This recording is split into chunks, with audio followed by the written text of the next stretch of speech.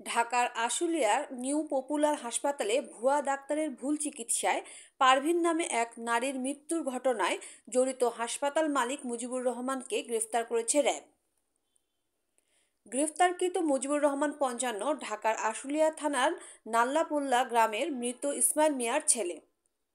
১৭ November রাতে ধামরাই বাজার এলাকায় অভিযান পরিচালনা করে তাকে গ্রেফতার করা হয়। র্যাব জানান, গত ৬ সেপ্টেম্বর প্রসব বেদনার কারণে পারভীন বেগমকে আশুলিয়ার জিরানী এলাকায় নিউ পপুলার হাসপাতালে ভর্তি করান তার স্বজনরা। সেখানে ভুল চিকিৎসায় পারভীন বেগমের একটি কন্যা সন্তান জন্ম নিলেও বেঁচে ফেরেননি তিনি। পরে পারভীন বেগমের স্বামী জানতে পারেন যে ভুয়া চিকিৎসকের ভুল চিকিৎসায় তার স্ত্রী মারা গেছে। এই ঘটনায় নিহত পারভীনের স্বামী বাদী হয়ে থানায় একটি হত্যা মামলা দায়ের করেন।